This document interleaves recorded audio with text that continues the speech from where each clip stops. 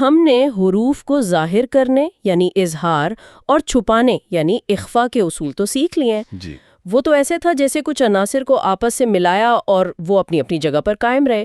لیکن آج ہم آوازوں کی کیمیا کی لیب میں دو بہت ہی شدید رد عمل دیکھنے والے ہیں۔ بالکل۔ آج ہم ایک حرف کو مکمل طور پر ختم کرنے یعنی ادغام اور اسے کسی دوسری شے میں تبدیل کرنے یعنی اقلاب کا کیمیائی عمل دیکھیں گے۔ بالکل۔ آج کا ہمارا تجزیہ ہے سبق نمبر 14 صفحہ 28 پر، اور یہ ایک اہم سنگ میل ہے کیونکہ اس سے نون ساکن اور تنوین کے جو 4 بنیادی قوانین ہیں ان کا سائیکل مکمل ہو جائے گا۔ اچھا۔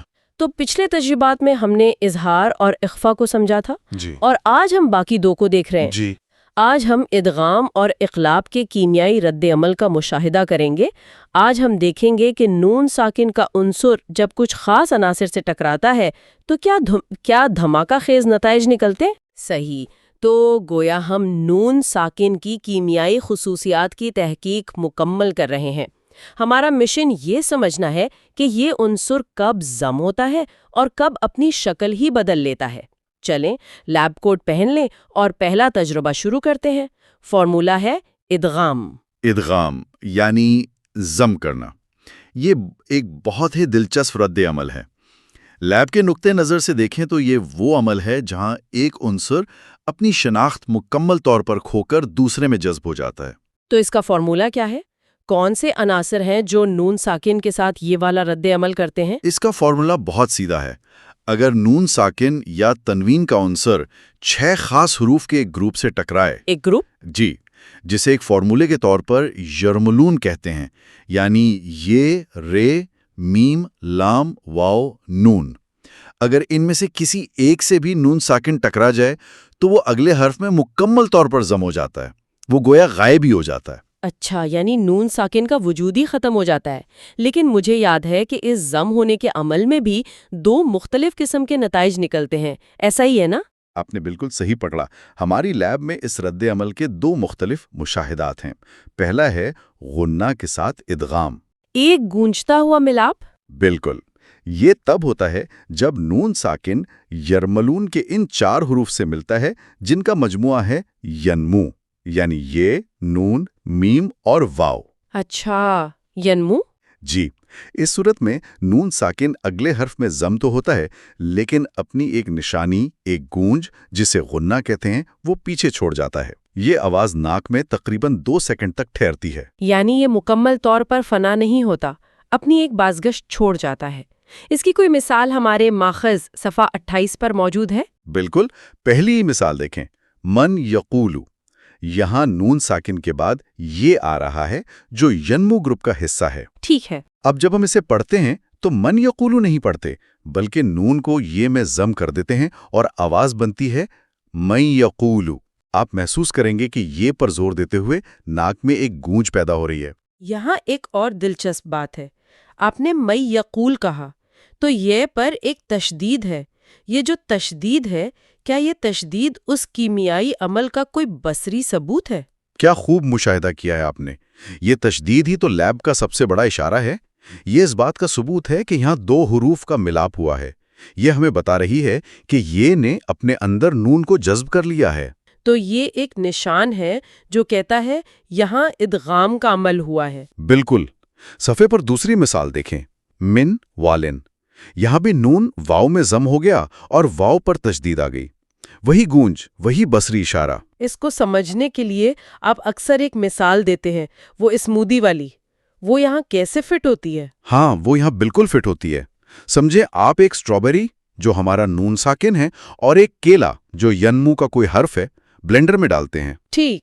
جب آپ بلینڈر چلاتے ہیں تو سٹرابیری کیلے میں پوری طرح ضم ہو جاتی ہے۔ آپ کو الگ سے سٹرابیری کا ٹکڑا نہیں ملتا لیکن اس کا ذائقہ اور خوشبو وہ اس پورے شیک میں موجود ہوتی ہے۔ وہ گونج یا غنہ وہی سٹرابیری کی خوشبو ہے جو ملاپ کے بعد بھی باقی رہتی ہے۔ بہترین۔ اس مثال سے بات بالکل واضح ہو گئی، اور ہمارے ماخذ میں جو ہجے کا طریقہ بتایا گیا ہے وہ بھی اس کی تصدیق کرتا ہے۔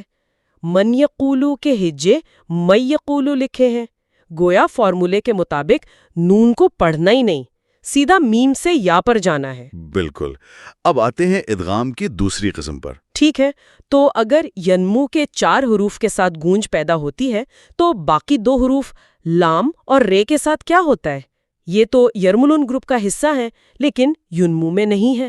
یہ ایک بہت اہم سوال ہے۔ یہ ادغام کی دوسری قسم ہے، بغیر غنہ کے ادغام، یعنی ایک بالکل صاف ملاپ۔ صاف ملاپ؟ جی، جب نون ساکن کا عنصر لام یا رے سے ٹکراتا ہے تو یہ اگلے حرف میں اس طرح ضم ہوتا ہے کہ اپنی کوئی نشانی، کوئی گونج، کوئی خوشبو، کچھ بھی پیچھے نہیں چھوڑتا۔ یہ ایک مکمل اور فوری فنا ہے۔ تو اس کی کیا منطق ہے؟ ایسا کیوں ہے کہ لام اور رے کے ساتھ آواز بالکل صاف ہو جاتی ہے؟ اس کی ایک گہری صوتیاتی وجہ ہے۔ نون، لام اور رے کے مخرج یعنی ان کی ادائیگی کی جگہ زبان میں ایک دوسرے کے بہت قریب ہیں۔ اچھا۔ اس قربت کی وجہ سے جب نون کی آواز لام یا رے سے ملتی ہے تو زبان کو زیادہ محنت نہیں کرنی پڑتی اور آواز بغیر کسی وقفے یا گونج کے فوراً دوسرے حرف میں بدل جاتی ہے۔ یہ ایک بہت ہی مؤثر اور تیز رد عمل ہے۔ تو یہ صوتیات کا ایک شارٹ کٹ ہے۔ اس کی کوئی مثال صفحہ 28 پر ہے؟ جی بالکل۔ تنوین کی مثال دیکھیں، غفور الرحیم۔ یہاں غفور کی تنوین میں ایک نون ساکن کی آواز چھپی ہے، اس کے بعد رے آ رہا ہے۔ ٹھیک۔ تو ہم اسے غفور رحیم نہیں پڑھتے۔ تنوین کا نون مکمل طور پر رے میں ضم ہو جاتا ہے اور ہم اسے پڑھتے ہیں غفور الرحیم۔ غفور الرحیم۔ را پر تشدید ہے لیکن کوئی گونج نہیں ہے، آواز بالکل صاف اور رواں ہے۔ بالکل۔ ایک اور مثال من لدنہ کی ہے، جسے من لدنہ پڑھا جاتا ہے۔ نون کی آواز مکمل طور پر ختم، کوئی غنہ نہیں۔ تو ادغام میں عنصر اپنی شناخت کھو کر دوسرے میں جذب ہو جاتا ہے، جیسے سموتھی میں اسٹرابیری۔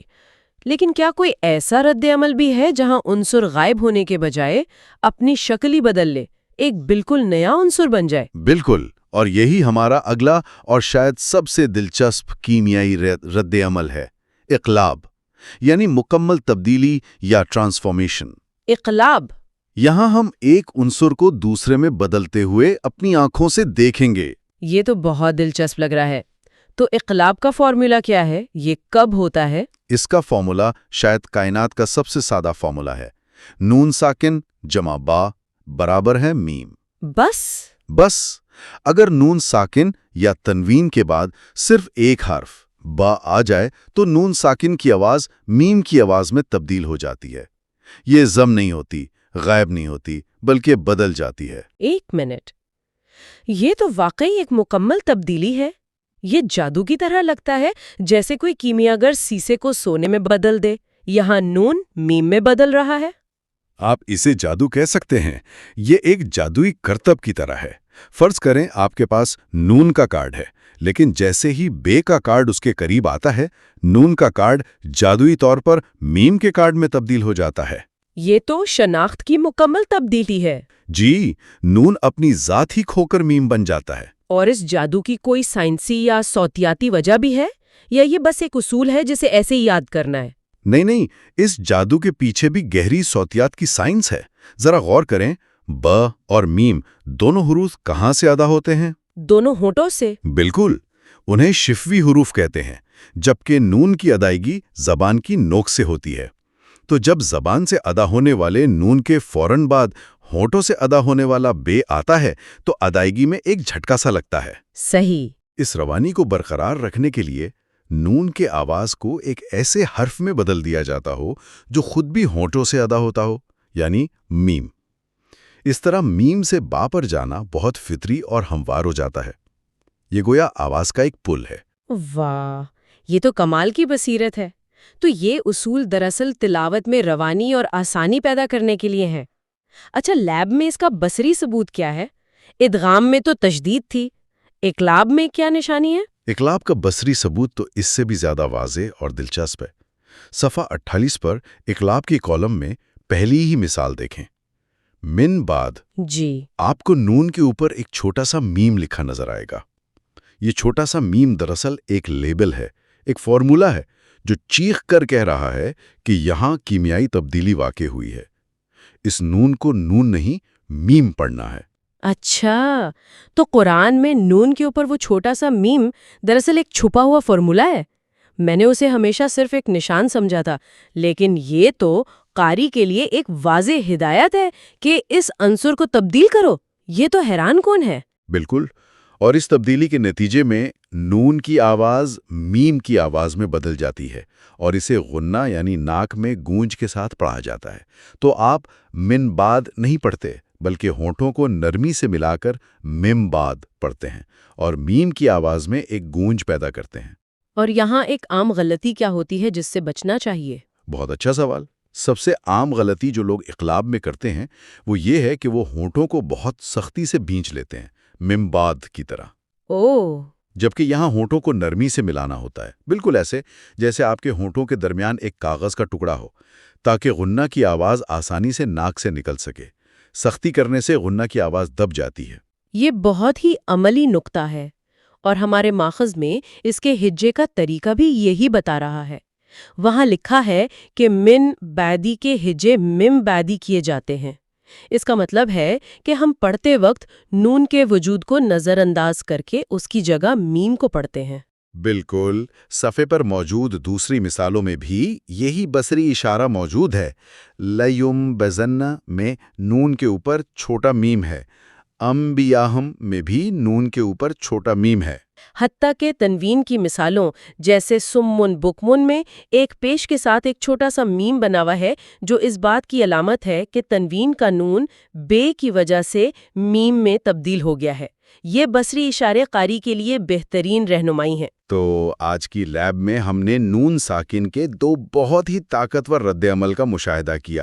پہلا تھا ادغام، جہاں نون ساکن کا عنصر یرملون گروپ کے 6 حروف سے مل کر یا تو ایک گونج کے ساتھ یا بغیر گونج کے اگلے حرف میں جذب ہو جاتا ہے، اور اس کا بصری ثبوت ہے تجدید۔ اور دوسرا اقلاب، جہاں نون ساکن کا عنصر جب حرف بے سے ٹکراتا ہے تو جادوئی طور پر میم کے عنصر میں تبدیل ہو جاتا ہے، اور اس کا بصری ثبوت خود وہ چھوٹا سا میم ہے جو نون کے اوپر لکھا ہوتا ہے۔ یہ دونوں اصول واقعی یہ ظاہر کرتے ہیں کہ نون ساکن کی آواز کتنی لچکدار اور غیر مستحکم ہے، اور یہ اپنے پڑوسی حروف کے کیمیائی ماحول سے کتنی زیادہ متاثر ہوتی ہے۔ بالکل، اور میرا عملی نقطہ یہ ہے کہ جب کوئی اس صفحے کی مشق کرے تو وہ صرف اصول نہ رٹے بلکہ ان بصری اشاروں پر خاص توجہ دیں۔ ادغام کے لیے اگلے حرف پر موجود تشدید اور اقلاب کے لیے نون ساکن کے اوپر لکھا ہوا چھوٹا سا میم، یہ لیڈ نوٹس کی طرح ہیں جو آپ کو بتاتے ہیں کہ کون سا کیمیائی رد عمل ہو رہا ہے۔ یہ بہترین رہنمائی کرتے ہیں جی، اور غلطی کا امکان کم سے کم کر دیتے ہیں۔ تو صفحہ 28 کا نتیجہ یہ ہے کہ قرآن میں نون ساکن سب سے غیر مستحکم عنصر ہے۔ اگر یہ بے سے ٹکراتا ہے تو یہ میم بن جاتا ہے، اگر یہ یرملون سے ٹکراتا ہے تو یہ غائب ہو جاتا ہے۔ اپنے پڑوسی حروف پر گہری نظر رکھیں۔